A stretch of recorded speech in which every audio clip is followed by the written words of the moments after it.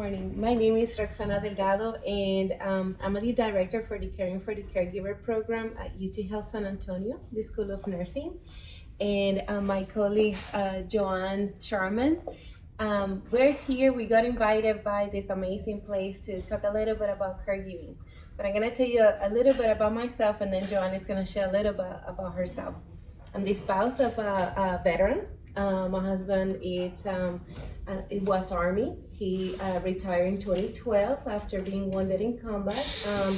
In 2012 in Baghdad, Iraq, and he received 3 years of full-time care.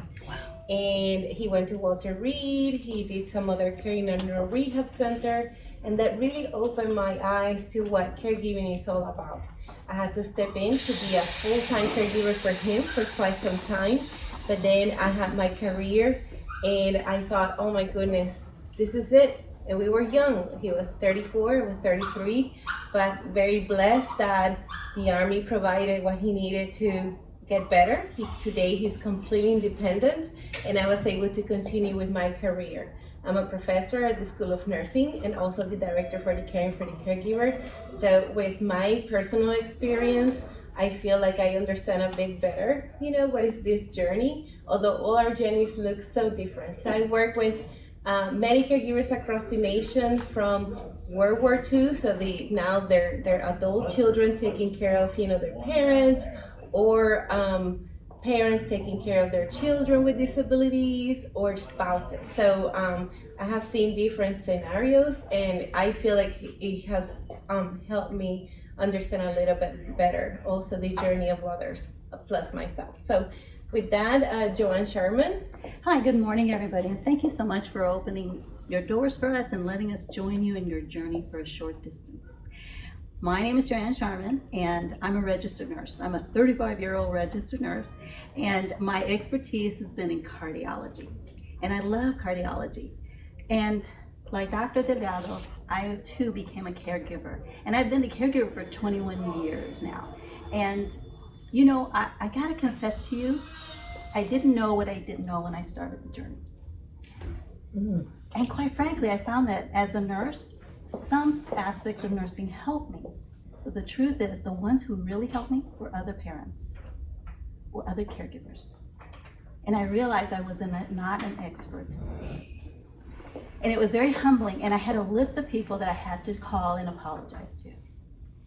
I had eyes for caregivers when I was in the acute setting, when I was working with a cardiologist and as a home health nurse.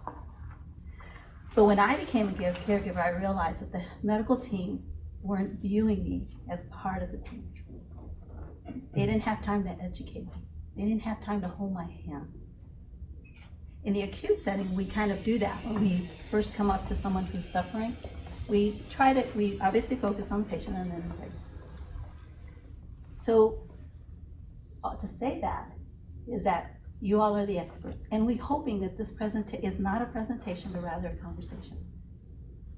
Gosh dog it, I learned so much from y'all. I love getting together with my caregivers. I become very silent, and I start to listen. So equip us so that we can better serve. So I do have some slides. I'm gonna do the first part of this, but I would love for this to be interactive, and I would love for you to share as much as you want. You don't have to share if you don't want to share anything, but I would like to get to know a little bit about yourselves. I told you a little bit about myself already, and if there's anything that you would like to share about, like if you're a caregiver, who do you care for, or if you have had any experience with being a family caregiver, or anything else that you would like to share. So, anyone? I will. Okay. Meg. Yeah, I'm Meg, and I've been here at the ARC for 12 years. And my husband has been a nursing home administrator after the military. So he's always been a person who was involved in that process of aging. And I am a speech therapist, and so I've done severely handicapped kids, so we have that side to us. when we came here, we felt like this was the ideal place to have a program for caregiving. And we worked seriously at it for, I don't know, 7 years. And we'd get started and then we'd stop. We'd get started and then we'd stop. So there are some barriers here to actually implementing something, even though there is a huge need here for it. So any ideas or anything that you can support, that you can give us post-COVID would be really beneficial. That's wonderful to hear, and that's one of the main challenges that we see in the caregiving community. Across the nation, we have 55 million caregivers. 5.5 million are caring for a military or veteran. And many times what we hear is that they don't feel they have the adequate resources to equip them to be that caregiver, to take care of the person that they love plus themselves. So definitely we're leaving our cards and everything, and Bernie, we committed that this is the first event that we're doing with you, but we're committing to finding other things that we can bring to you. So thank you for sharing good. that. Yeah, we need it. Yeah. Anyone else would like to share anything else about yourself or anything in particular? Well, I will be a caretaker for my husband the second time around. Only he's worse off this time. He can't walk at the present time. So we're trying to get him strong enough to bring him home, but he's had 2 spinal surgeries in the nerve part of his, and it's they either hit the wrong nerve or it's just going to take him a while. A lot of PT and OT. He was at Warm Springs and got extensive therapy, but with Medicare you can only stay. Yeah. He was there 15 days, so we have him over here now, and he can stay as long as 90 days. But when he goes home, I'll have to be equipped, plus home health. But they're great. We've had them 3 or 4 times, and except this time, I need that extra help. I'm going to have to hire somebody mornings and nights. They can help with Yeah, all to that. move him. And that brings another topic, and before we start, you're all either married to a retiree, family member who's connected to the DoD VA. Yes. And the VA offers a program that is a caregiver program, and they have 2 different programs, and we can send some information to Bernadette if you're not already. Probably you have it already. You don't? Okay. I would love it. And we are working together with them. Just this Thursday, we're gonna have an influx of caregivers coming to the university, and we're gonna serve them dinner. And that's how we're gonna celebrate the National Caregiver Awareness Month. But I will send the information because things like that, like home health and that help and respite care is offered by the VA at no cost. Yeah. And all you have to do is register, and they'll send someone that can help with all that. So Well, yes, that's good to know. but many, because I have noticed that a lot of our families don't know about it, and it doesn't have to do with age. It has to do with the level of care that needs to be provided. So if my husband, for example, if he would require that kind of level of care, then I can also have that support from the VA. So I will send all that. We will send all that information. So with that, I'm gonna start, and then again, it's gonna be very interactive. If you have any questions or if you want to say anything, feel free to just stop me and say, "Hey, yes, you want to share?" Yes. I'm a caregiver for my partner. He's military, I'm not. It's kind of partners without benefits, if you want to say. But I take care of him. I've known him for 13 years. He has dementia. He's almost deaf. He wears hearing aids, but it's very difficult, which makes the dementia almost secondary because he can't hear to even, discuss things very well. What I worry about most, he's very easy to get along with, no problems there. But recently I've had to go to the emergency room for a couple of things. Fortunately, didn't have to stay overnight, but I didn't have anyone to come be with him. Okay. And I wonder if there's something that, you know, if you needed somebody to come in just for a day or for some hours in a situation like that, if that's available. So the VA, they also have that, and those are they call the daytime care. And again, you don't have to be a dependent, classify as a dependent, because we see a lot of parents who are caring for their children who are the soldier or the veteran. And as long as the VA basically register you as the official primary family caregiver, you can get all those benefits for him. So definitely, they have, both programs have a wealth of a lot of different resources.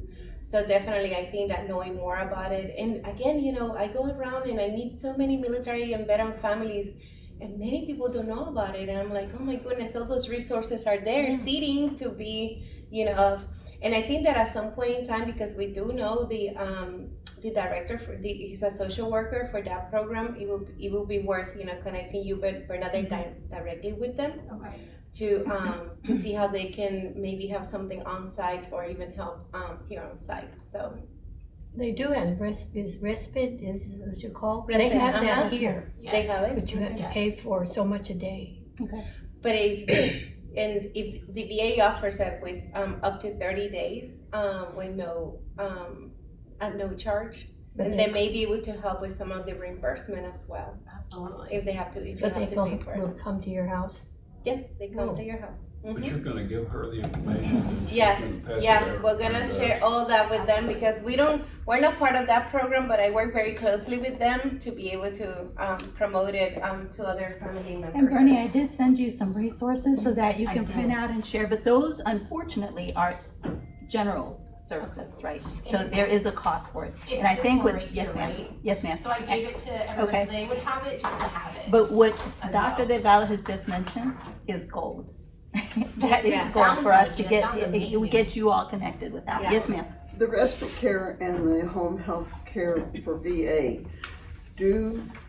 is that supposed to be service-related injuries, or is it just degeneration problems? You can use it. So they have too. So it could be service related, but once the person is 65 plus, it will cover any injuries and anything from dementia, Alzheimer, spinal cord injury, any type of different degenerative So medical. conditions. So medical conditions. Yes. So it doesn't have to be necessarily be service connected, related to that service connection. And again, they have two programs. One is a comprehensive program and the other one is a general program. So it all depends. But the most important will be filing that, sending the application. Then you get enrolled, and when you need it, then you can, request it. So I'll be back here because I don't have a clicker. But if I'm in the way, you just let me know. I talk a lot with my hands and all that. So very briefly, I just wanted to mention, I'm not gonna go too much into the science, but when we are doing caregiving, like in my case, my husband had a traumatic brain injury with bleeding in his brain. So I appreciate very much a speech language pathologist because that helped him a lot with his short-term memory, and a lot of other impairments that he had when it comes to the cognitive impairments. But we see it with dementia, and Alzheimer, and even with aging, just the normal, progression of aging, how sometimes the brain plays a role in everything. So we know that there's some changes that could go from physical, emotional, especially when there's certain diseases or conditions that are affecting those emotions, right, in the person. And then we as family caregivers, we have to step into this role, and the person that we knew changes. So that starts kind of like draining us a little bit in terms of like, oh, it's like learning to it's like meeting someone new over and over again. And that's what happened to me. My husband was like 10 seconds Tom, and I would tell him something and he would forget, and then 10 seconds later he would come back, and it had to be so repetitive. So at the end of the day, I was exhausted.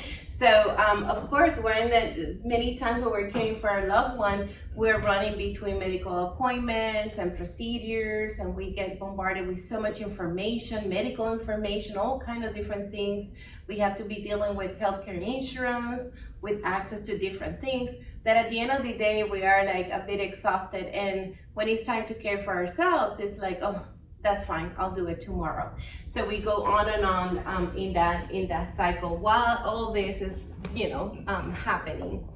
So there's a term, I don't know if you have heard about compassion fatigue. Anyone have heard about compassion fatigue?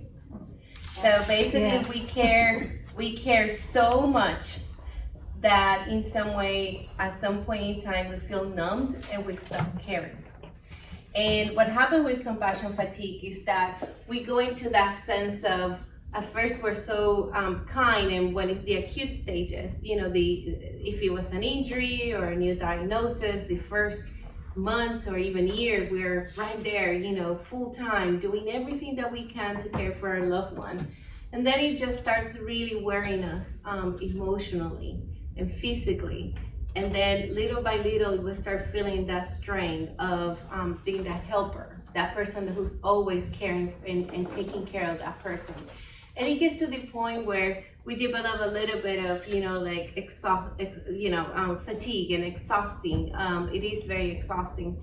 And compassion fatigue, sometimes people tend to think that it gets to the point where, you don't care, but really it's not that you don't care. It's that you start feeling like it's your day-to-day, routine. And it feels a bit of numbness.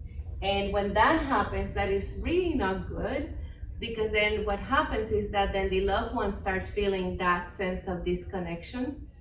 And then you can start, as a caregiver, start feeling that feeling of disconnection. So it's better to tackle things ahead of time. And JoAnn is gonna be talking later about self-care and how to avoid all these different symptoms. So when we think about compassion fatigue, who can experience it? Really anyone. It doesn't discriminate by age or gender or ethnicity, nothing. When you're a family caregiver, you can experience compassion fatigue just by being in that role. So here I depict, and this is how our military and veteran community looks like. Sometimes they look like civilians, but this could be the college students, right, who are caring for a parent who came from war, and maybe, they have some injuries or they have some type of emotional injuries as well. And then we have, the older veterans, and sometimes we see them as they care for each other because they either lost their partners or they're no longer, with their families. So they care for each other. And then we have the parents who are caring maybe with a child with disability. I don't know if you knew this, but in the military and veteran community, there's the highest prevalence of children with disabilities. So a lot of our families who are veterans are caring also for children with disabilities. So this is basically how our military and veteran community looks like when it comes to caregiving. Sorry. Thank you. We're gonna wait until you. You're so sweet. Thank you so much.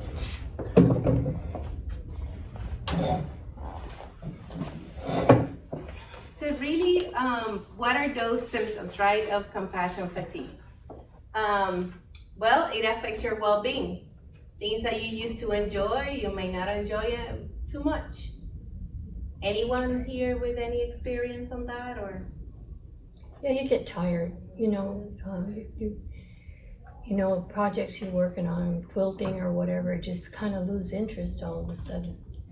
Even though you have time when they're not at home, you're just not thinking about it. Yeah. That happened to me. I love doing puzzles, and for like 2 years I did not touch a puzzle. I was like, I don't have time for that.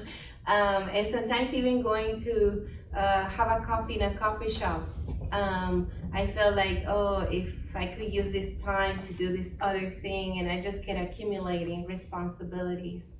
And it gets to the point that the things that we used to enjoy, we don't enjoy them and as much. and our well-being starts getting affected in all areas, physical, emotional, and social. We start getting more isolated. Sometimes our friends are not around as they used to, or the outings that we used to do, we're not doing them anymore. We know that sleep gets affected, that emotional component. And I'll introduce this term, but not that you have to remember it later. But have you ever heard about ambiguous loss?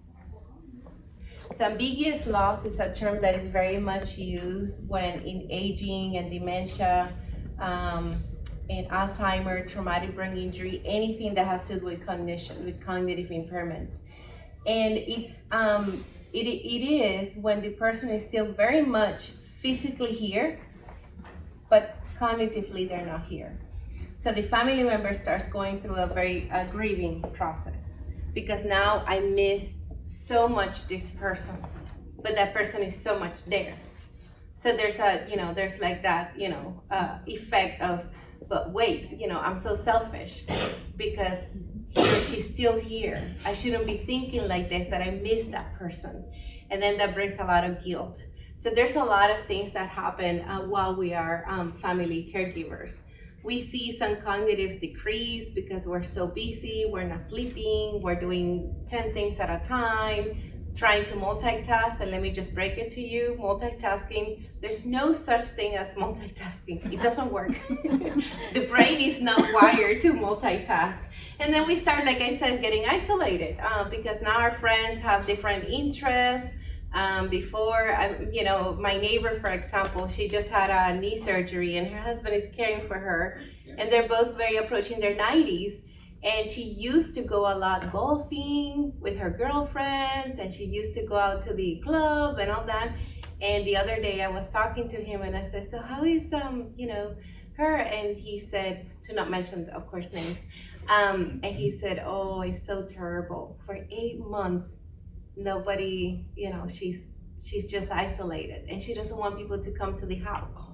So, and then for him, it's isolating as well. So my husband and I, that we live kind of like kitty corner with them, where we have been kind of like ringing and checking and sending cakes and cookies and trying to keep them, motivated, because they've been isolating too much.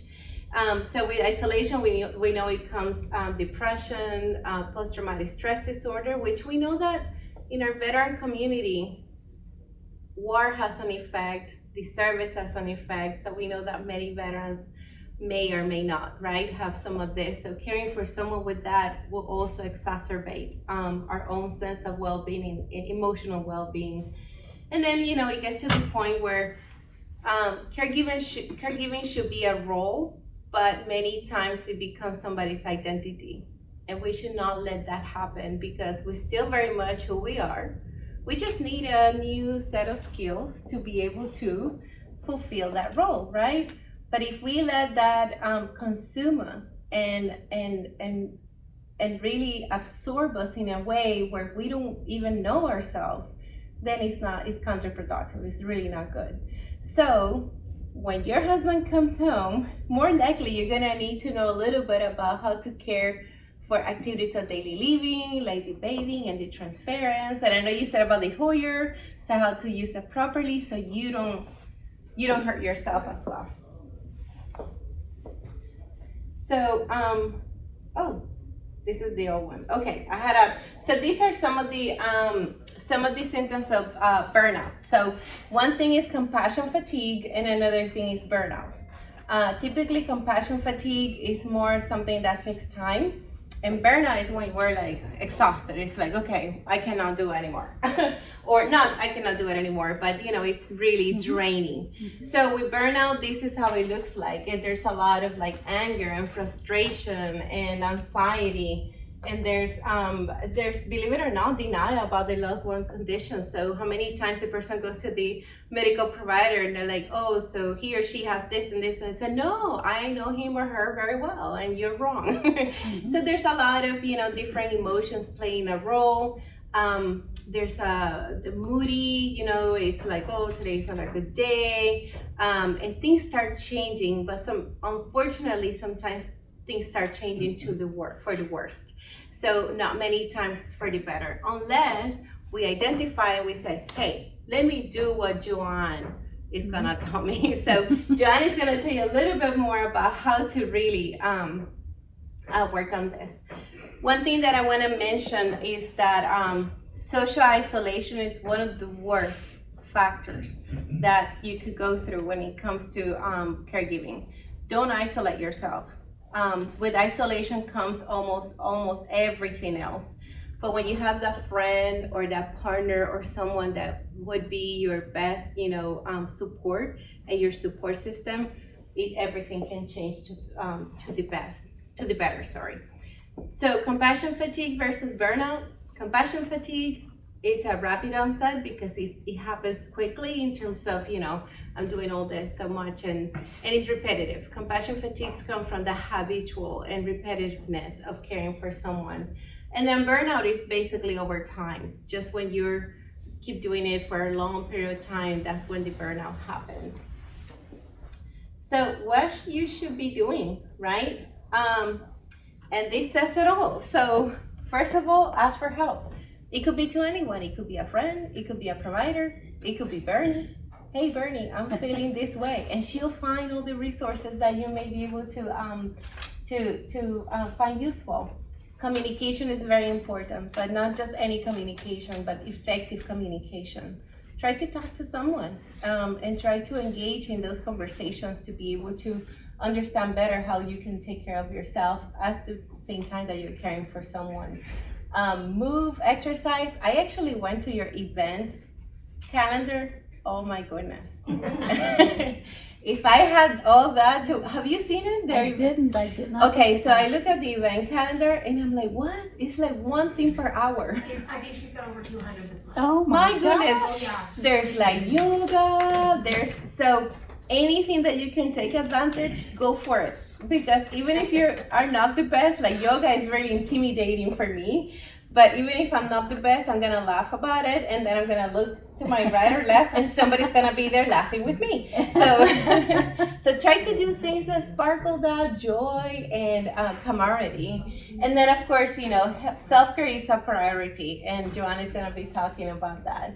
Speak with your healthcare provider, and healthcare provider could be anyone. Could be Bernie, that she's a social work.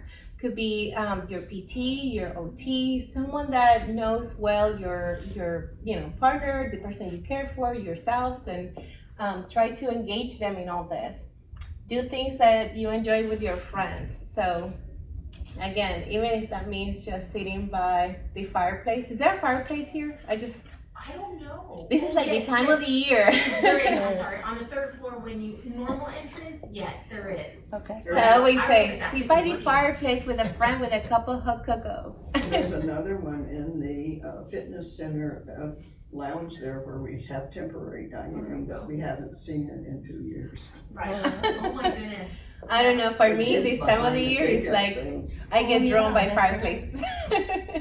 So Which see, I really enjoy, but It's temporarily covered up with Right. Okay. and this is a beautiful area. As I was walking from the parking lot, I was like, oh my goodness, how blessed are you all to be able to be here. But some of us have never seen it. Oh. there's another one in the. What do you mean you haven't seen, so you live, website. I've Did- only been here a little bit over a year and all this okay. stuff. Construction. oh, Oh, the we have a lot of construction. Major construction and COVID. Like in Oh. the front, that's all under construction. Got it. There's I a saw fire some of those lane. guys. It'll be big, it's good. gonna be- I know, right? There's a fire. But even honestly, the grounds, Pardon? Yes. the grounds, so as I was driving in, that Oh, there's yeah. like a area with housing and, Yeah, we have, The cottage. what, 4 lakes over the bridge? And we have 9 swans right Oh my now. gosh, You that's see? So every great. morning I walk, I do 2 miles, but I take my coffee and you sit by the bench and there's a waterfall right there. Oh my And that is the best place. I've told many people about it for just to be. I'm And jealous. watch those swans, Beautiful. just, Oh my it's gosh. wonderful. And the Egyptian geese, we have Yes. some geese. Oh, geez. Y'all Wow, have you ducks? see, No, it is a blessing to be here. It's such a beautiful place. As I was driving in and saw the housing and the gardens, and my husband is big on keeping the lawn. There's something about veterans and military and the gardens. I'll tell you. So how we met our neighbor, he's a Vietnam fighter pilot, and my husband always keeps all the garden like really nicely trimmed. He trims all my flowers. And one day he crossed the street and he said, my name is so and so, and I want to meet you. I want to compliment your garden. Your yard looks beautiful. And let me tell you, that is very strange in your generation. So my husband felt so proud. He's like, so they're always joking in the summer, because when the grass starts getting like really ugly, they start comparing themselves, like all the yards and all that, and he keeps it very green. And then my husband is like, your generation is not following the drought rules. So they have an amazing relationship. They're very good friends, and they go out a lot. So again, here, I don't know if you have like a cafeteria or if you do your own things, but keeping a good nutrition, although those donuts there are kind of like, it's not. It's a Saturday morning. But you know what? We all need our treats. So, and then, looking at common interests. When you think about this community, who are your people? They're all military, retired, and veterans. So common interests, if there's anything that you have in common with others, try to find those and then, share with others in that sense. I like this because I always say that, especially in the veteran community, our journeys are so different. My journey, I've been married to my husband 23 years. I was 19 and he was 20 when he joined first the reserves while we were in college. Then 9/11 happened and he joined active duty like 2 weeks later. And after that, we went to different tours that you can think of. And he did 3 deployments. And in the 3rd deployment is when I got the call from Iraq. And then he was medically evacuated to Germany, from Germany to Walter Reed, and from Walter Reed to Texas. And my journey looks very different than many of my peers that were the same age, and they may have done also combat deployments, and they just redeploy after 5-6 combat deployments. They redeployed and they were not injured. But then it also looks very different than my friend that lives in New Braunfels, that her husband is completely bedridden or bedbound, and is nonverbal, and he's only 42 years old. And every time we all get together, we all have different journeys, but our journeys tell a story. And our stories have one commonality. We love our country. We love what we did.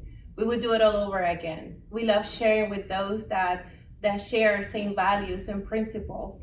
And that keeps us moving every day. And in my case, I love serving, continue to serve in different ways, helping family members find the resources they need or the benefits they need, or just having that cup of coffee, or that my husband would say, ice cream is better. So, so we try to do our part. And even if our journeys are different, we can always find beauty in it.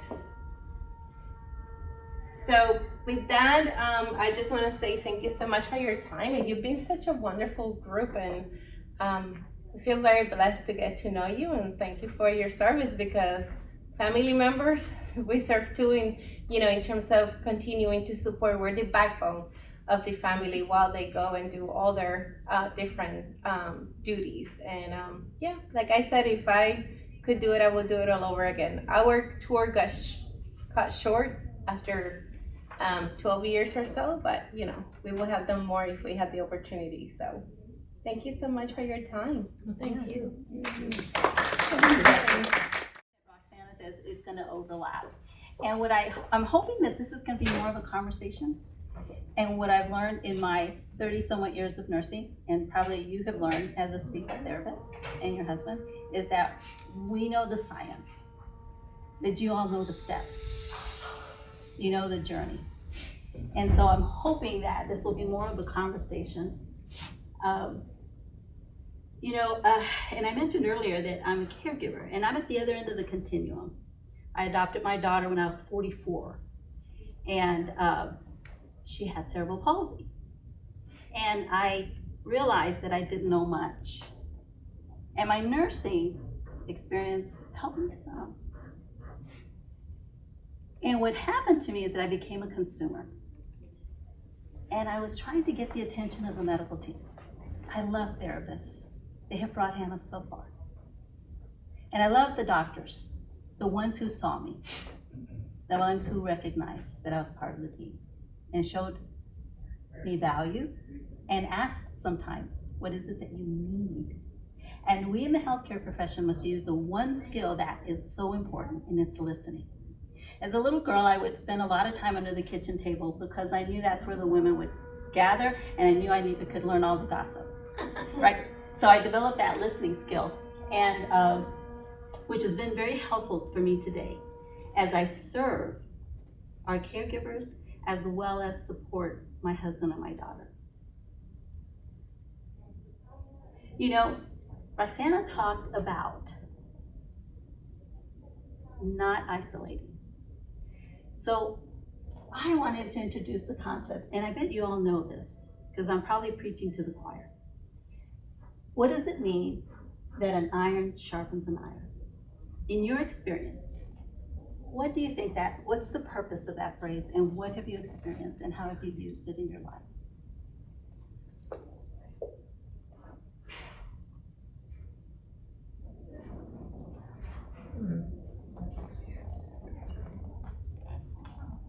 That's okay. So Basically help each other. Exactly. We understand that we can't do life alone. And so that's why I'm hoping you guys will inform me, educate me, help me understand the journey that you've been on so that we can, in fact, then help each other. We can't do life alone. It's not meant to be that way. And I thank the Lord for that. So, you know, when I was little, I read this book, The Tortoise and the Hare.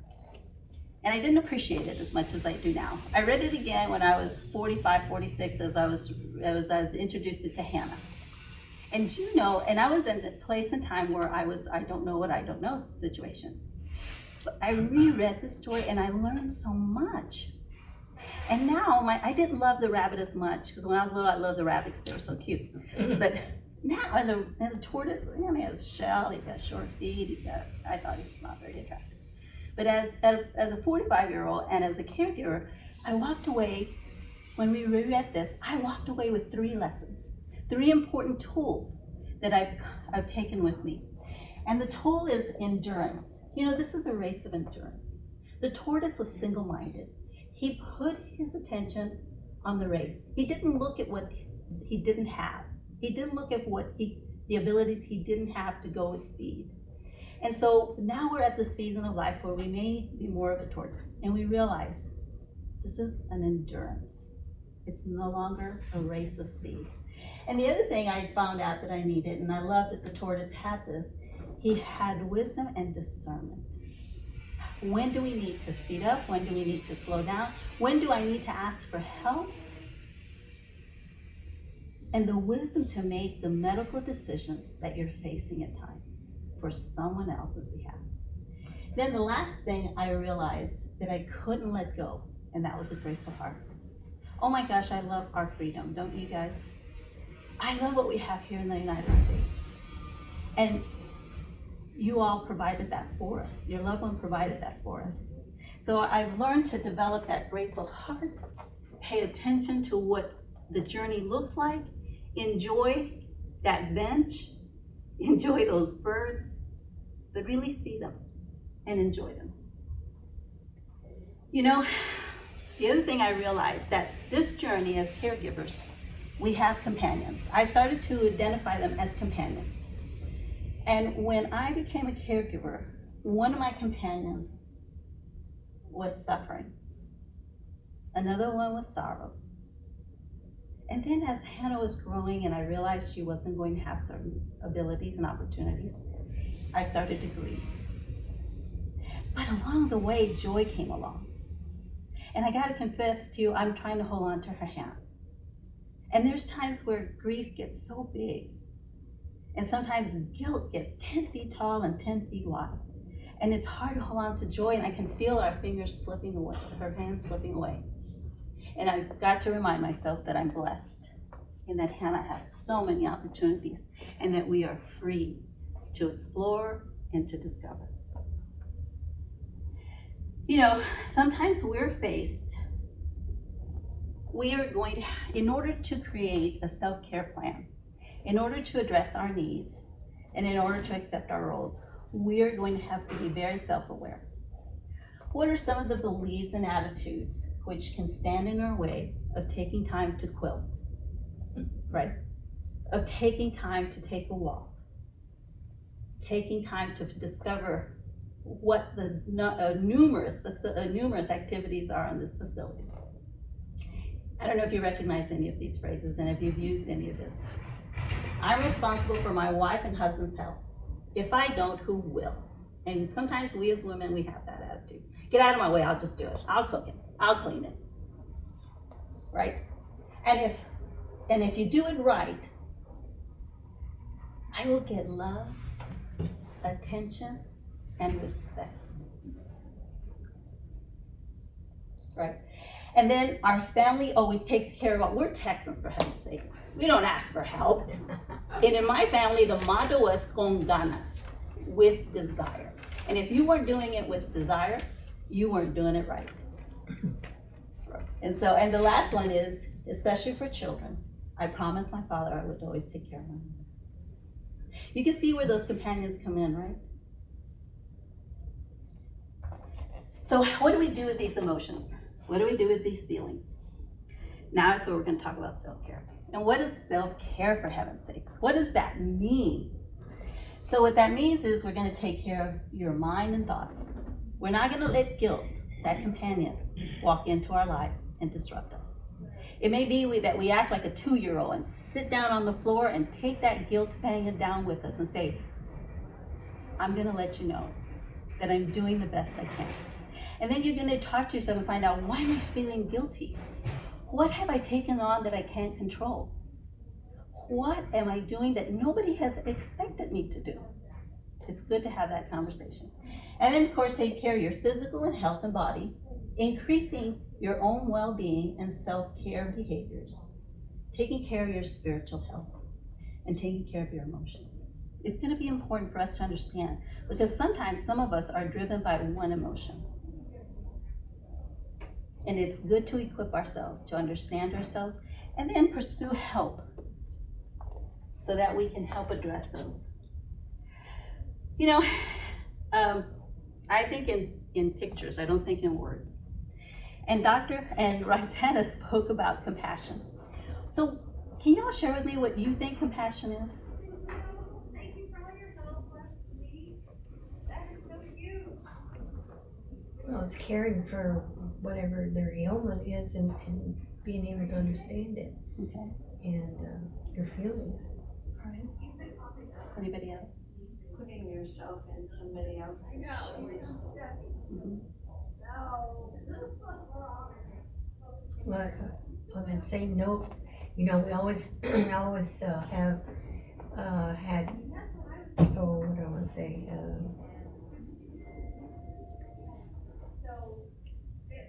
Compassion for somebody else that had problems with their spouses or whatnot. But it doesn't really hit home, and you really, until you have it at your house. That's right. Then you know what it's all about. That's right. You can always have empathy for That's somebody exactly else. right. That's exactly right. Let me create a little mental picture. You're driving down the road at 35, and it's a busy time of the week, and you see something from a distance that's in the center. So it looks like a rag or something, but as you get closer, you notice it's a kitten. And the traffic is going hard, and the traffic's pretty heavy, and the kitten is huddled and he's afraid. Some people will stop the car, jump out, stop traffic, grab the little kitten and bring it in. That's a fight and flight response. You act to save. Let me give you a different scenario. This time, you open your front door and you see a lump, and you go and you get closer and you realize it's a dog, and he has mange, and he is emaciated. And you get a little closer to see if it's still alive. And as he senses you, he wiggles his little tail. Oh, does it? I'm about to make myself cry. But my point being is that one response is the fight and flight. The other one is compassion. And there's a science, there are people studying compassion. What happens when we elicit compassion? Our heart rate slows down, our voice settles. Because you don't want to scream at the puppy, right? And you're like, oh my gosh, and your voice goes, oh buddy, how's it going, buddy? I'm so sorry. And you pick him up and you take him to the vet and spend $500. And after that, you gotta go, oh shoot. Oh shoot, I should have thought of that one. But this is what they're saying compassion is. Let's look at it. Compassion literally means to suffer together. Among emotion researchers, believe it or not, there's people researching this. It is defined as a feeling that arises when you are confronted with another's suffering and feel motivated to relieve that suffering. In both circumstances that I mentioned, we rescued one kitten, but in the other one, we realized the suffering that was occurring, and we did something.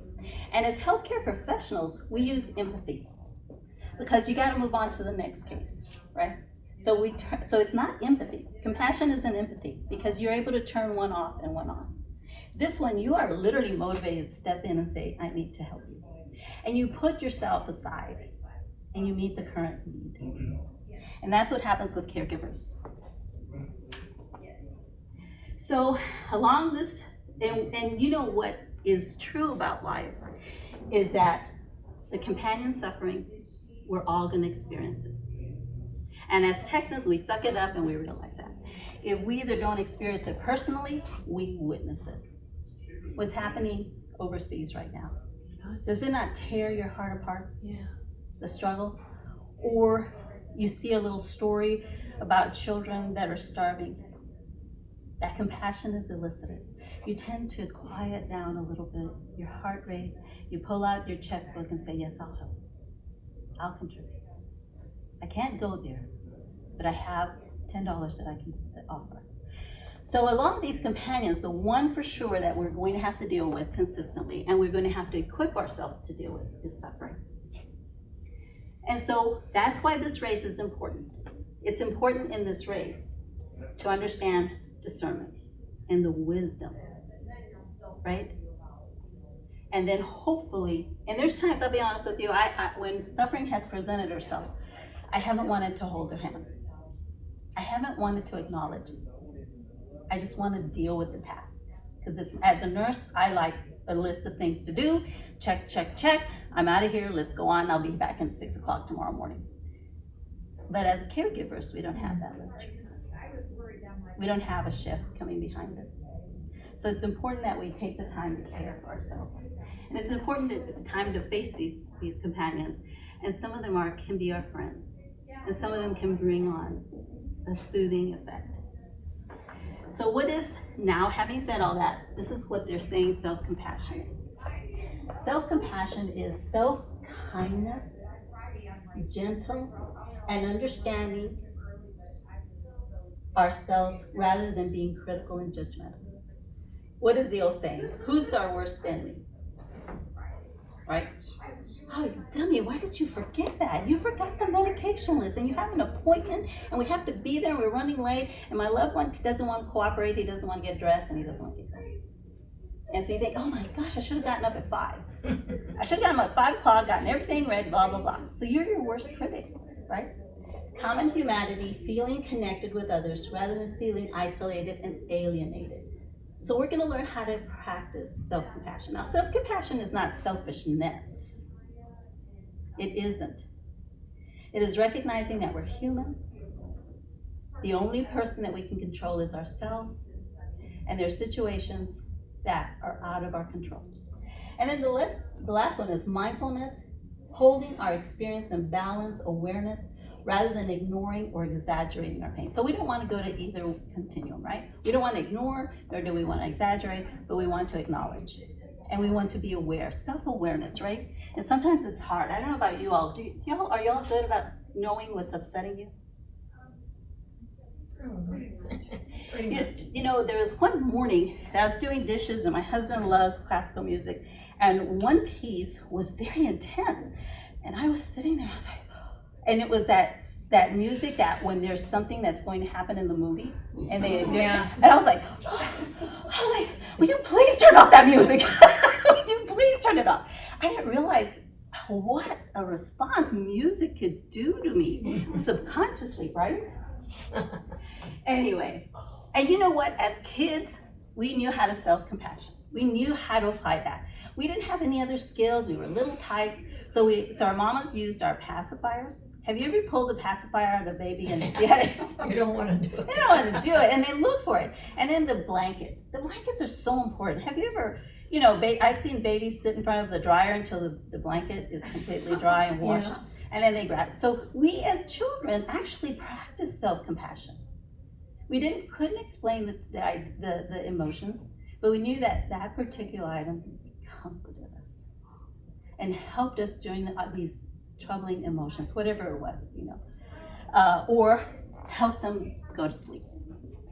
So what I'm hoping is that we can learn again to apply this principle to ourselves. So self-compassion is, please don't criticize yourself anymore. I have a good friend that she'll criticize herself, and I finally say, will you stop criticizing my buddy? I happen to know the other side of her. I happen to know her compassion. I happen to know she's faithful. I happen to know that on Tuesday she dropped up a hot meal. Didn't ask me. She just came and said, here's a hot meal.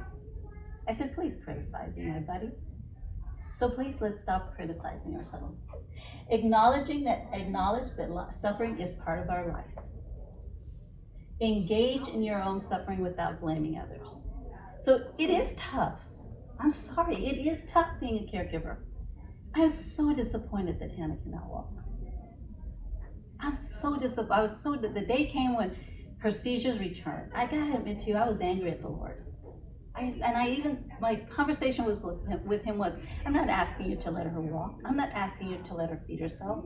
I just don't want you to rob her of her thinking abilities.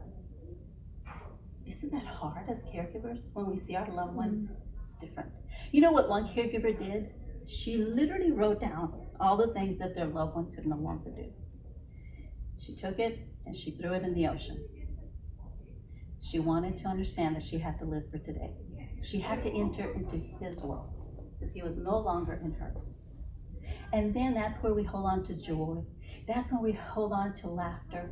I listened to this radio station this weekend, and it was a young lady who is a writer, and she had to leave her career to help her mom and take care of her. You know, she discovered that she had bought her mom a box. And this box was a gift, and you open it up and it did some funny things. And the mom loved it. And then she took it away, she put it away, and then by accident she brought it back to her because mom was having a hard day. She brought it back to her, and the mom looked at it, kind of tilted her head, opened it up, and started laughing. And the daughter was like, okay. And she took the box away, and the next day she presented it again. The mom looked at it, tilted her head, opened it up, and started laughing, right? Unfortunately, the mom, her memory, she didn't recall things. So we have to enter their world. And what she also discovered is what worked today isn't necessarily going to work tomorrow. So we have to be investigators, and we have to learn to adjust. And nurturing. I'm hoping that we learn to nurture. I think each and every one of you are nurturers. I'd like it for you to turn it back to yourself. And it alleviates and prevents suffering by specific acts of kindness to yourself. It's okay to take a walk. Please take a walk. Please take the time to sit and enjoy your crafts.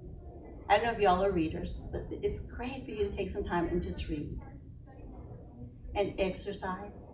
And guess what? It's okay to have a donut every once in a while. I think that's good. And you know what?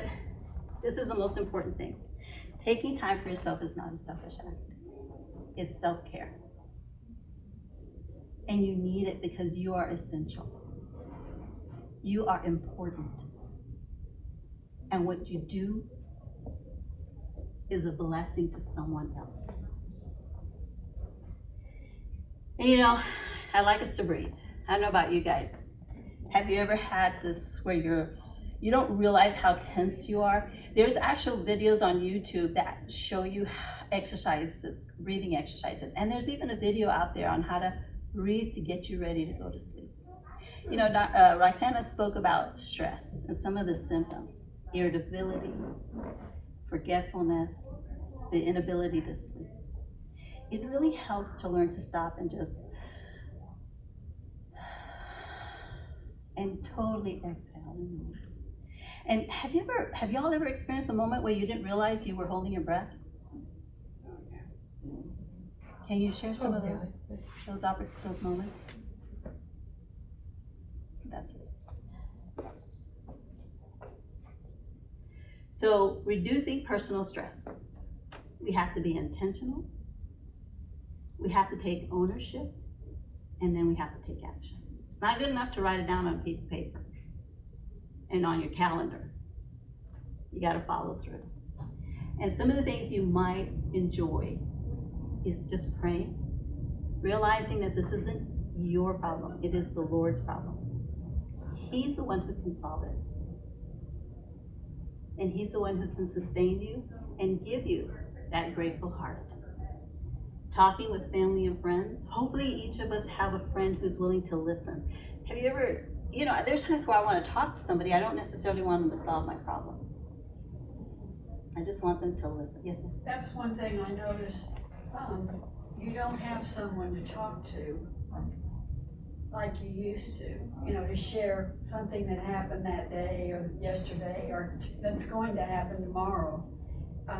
That friend that you're taking care of, that lover that you're taking care of, is no longer your sounding board or your person to share your good and bad things. I find that difficult. Isn't it? Yeah. So what have you figured out what else you're going to consider? Some other? Well, I just talk to myself and say, you know, it's not like it used to be, it's okay. There you go. And hopefully in this season of life, we can find those friends that understand and that are willing to let you talk to them. And so, you know, I don't know, we don't necessarily need somebody to solve our problems. Well, we have a lot of that here, you know, we have a lot of people here. People that get together every day for dinner and whatnot. So. Oh, that's perfect. That is so perfect. And just like Bruce is now, people, he's had more company visiting in that room than we have at home. That is fantastic. So then we really have to be intentional, right, to pursue those friends then and take time. And taking a walk, reading a book, meditating, breathing, exercises, eating some hot fudge. The big thing is to avoid isolation. Yeah, that's true. It's to step out. And then, of course, as you mentioned, you have a great community here, then let's take advantage of that. Oh my gosh, what a wonderful opportunity. What a blessing, right? Mm-hmm. That you guys can walk out of your door and find someone. Right. And even run, you know, it's funny, as I was driving around, I was a little bit lost, but people say hi. Some of the people who were walking, they were like, hey, how's it going? And I thought, oh, fun. I bet if I were walking, I'd probably stop and talk to everybody. But, and that, if they have their exercise cycle, right? So it's important for us to know what stress looks like. What are some of the symptoms? And then be intentional, and then take action. You know, it's a good idea to use respite care. There are times where we do need to step back and take a breath. And it's gonna take much more effort than just exercise breathing, right? We are fortunate here in America, we are blessed that we have different organizations supporting caregivers. So Dr. Roxana did a great job. We will definitely get those resources to you, because thank you very much for your service and for your husband's service, because good grief, we have benefits that we can help and offer you, and let's bring some awareness, right? So it's gonna be important that we build a self-care team. And that means finding friends and family that have the willingness and the heart to join you in your journey, and that can say, guess what, on Tuesday I have a couple of hours, why don't you let me come in and sit with your loved one while you go out and get your hair done, or get your nails done, or just go walk or sit in front of the pond and look at the birds. Please accept help. If somebody offers it, oh my gosh, grab it. And say, you're right, I'm out of here. Before they finish the sentence. And the other thing too is that there are organizations that can provide respite care in the home. And there are also daycare centers where you can take your loved one that will be well cared for and will be definitely well supported. That'll give you time to rest. And then of course, this is a hard one. This is a hard decision sometimes. And this is where that discernment and that wisdom comes in.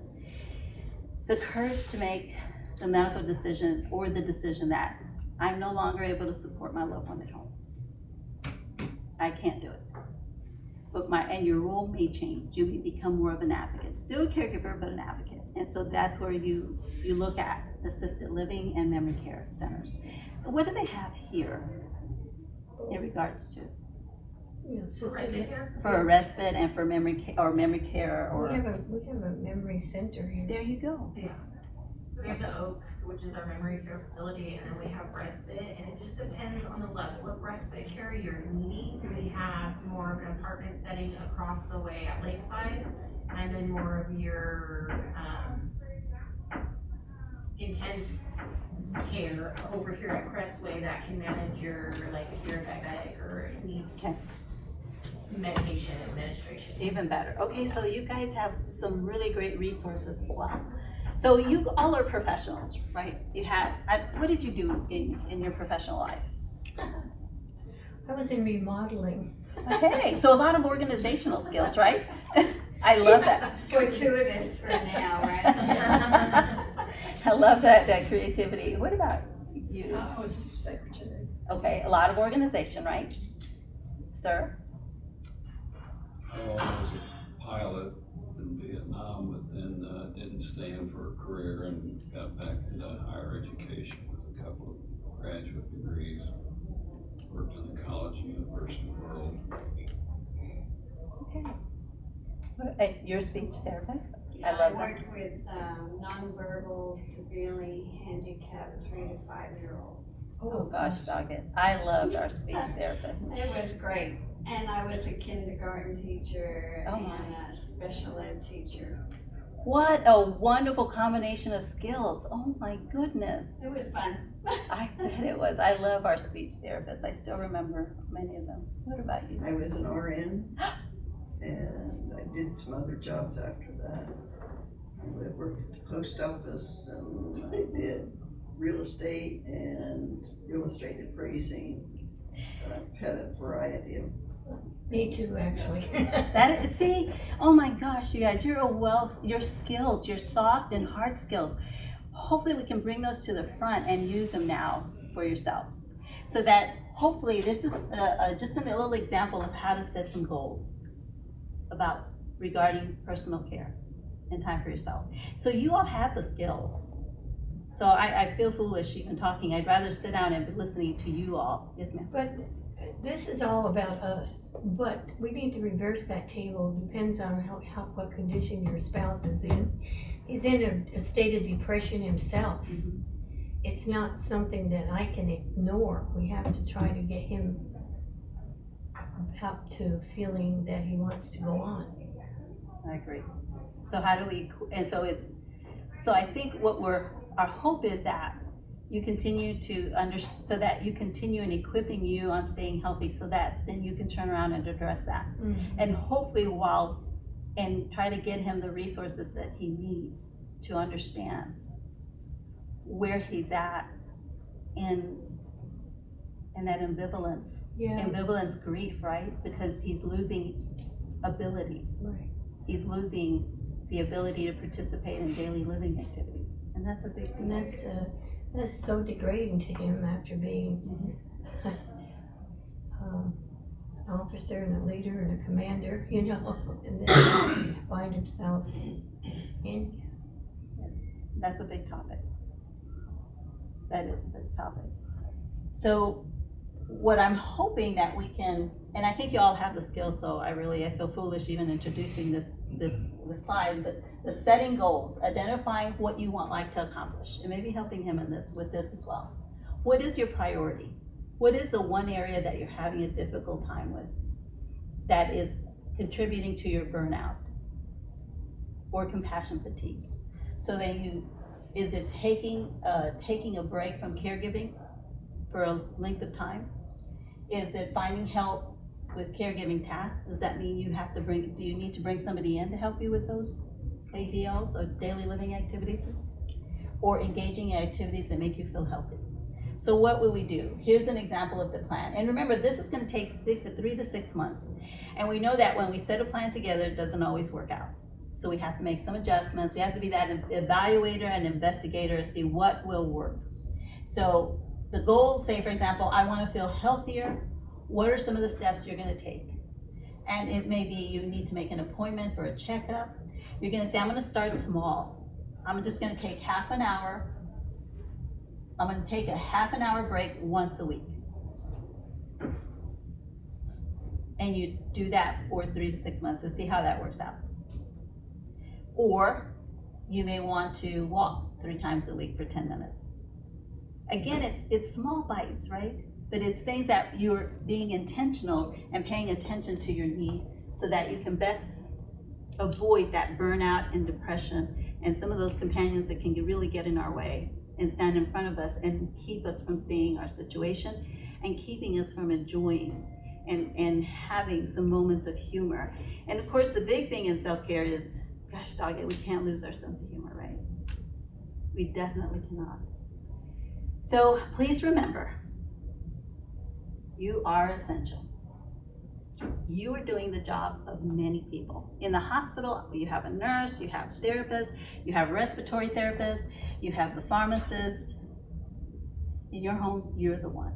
And you're doing multiple jobs. And depending on where your loved one is in the dementia stage, those jobs only increase. Because at one point, and I don't know about you, but in my house, my husband does the trash. Right? My husband does the cars. My husband does the yard. And what happens is that we acquire new jobs as our loved one progresses. Now we're the ones who have to take care of the cars. Now we have to consider the yard. So you're doing many. Balance a checkbook. Balance a checkbook. Do you still use your checkbook? Oh, that's good.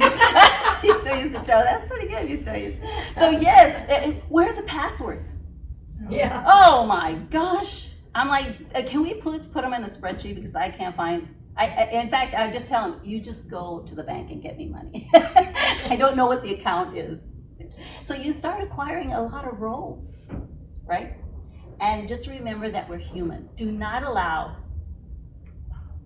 that little voice in your head to put you down, to tell you you're not enough, that you're doing it wrong. You shouldn't have yelled at him. He was just asking the question. He didn't remember, but he asked it 20 times. And we were late. We had an appointment. So we're human. Give yourself a break. And it's not selfish. Please remember, it isn't selfish to take care of yourself. So I'd like to thank you so much for your time. And any questions that you may have, or discussion, or share some things, I appreciate you sharing. Any situation that you all may face that may help me or help the person sitting next to you. Let me ask one thing. What is the difference between short-term care and dementia? You know, short-term, those are two very different perspectives, right? The dementia is a collection of symptoms. And under dementia comes, we start identifying what type of cognitive effect the brain is having. Is it Alzheimer's? 80% of the individuals who have dementia present with Alzheimer's. Then we have Lewy body. Then we have Parkinson's that contributes. Then we have vascular. So short-term care is what you do for someone. It may be placing them in a memory care for a week. And so it's important for us to understand, and I really want to get you all that information, that Roxana mentioned, because it's important that you guys know that there's resources out there for you, so that that short-term care, so that when you call and say, guess what? I need to go to the doctor's office and I need somebody to step in for a short time to come help me with my loved one. And what we mean by short-term care too is that there's some facilities that you can admit your loved one for a week.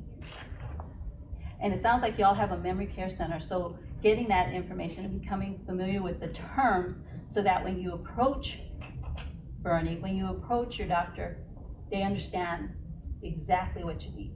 So in our program, in Caring for the Caregiver, we've realized that we need to see the caregiver, we need to equip them to understand how to confidently advocate, how to go to their doctor's office visit and have a list of needs. Because sometimes doctors have 15 minutes. Some of them have a foot in the door and some of them have to keep a foot outside, right? Yeah. Doggone it.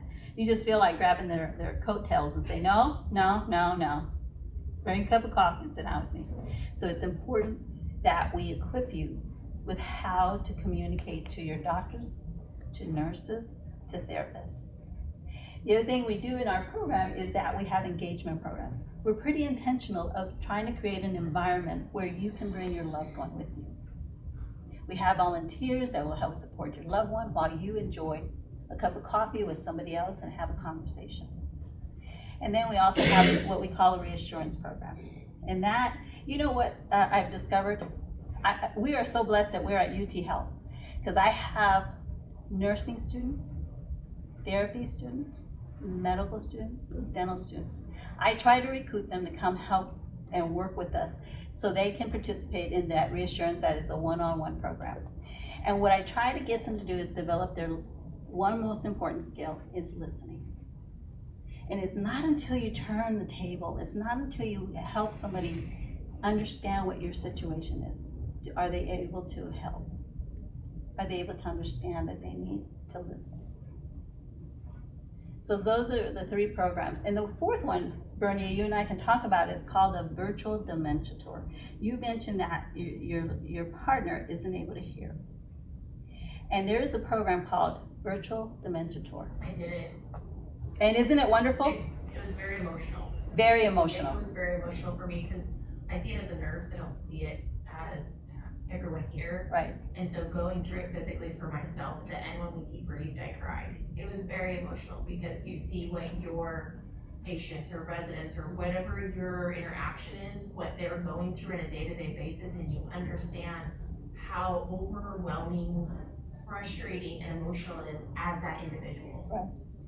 Not being able to open a bottle of your medications, or we give you I don't know about you, but in our family we rattle off, especially if we're speaking in Spanish, and blah blah blah blah blah blah blah, and my husband is at the stage, and he's 66 and I'm 65, where he's having issues with hearing, and so my daughter loves music, I love my YouTubes, and he's like, you all are disorienting me, and so I'm like, what? I can't hear. If you want me to do something, you're gonna have to turn off one thing. I was like, what? David, I didn't know, right? So the virtual dementia tour allows us to enter into the shoes of our loved one who's having dementia or is having issues with mobility issues. For 8 minutes, we remove your ability, your fine motor, your hearing, your eyesight. For 8 minutes, you enter into that dementia world and you realize why they're confused, why they may not follow instructions well. Anyway, thank you so much, and please take advantage of some of our flyers. You know, we have a gardening program. There's a gardening program at the San Antonio Botanical Garden that I'm hoping that you all can visit, and it's for free. That's the best word. It is for free. And there's just some information that I'm hoping that you all enjoy. Thank you so much for your time and opening. Thank you. This time.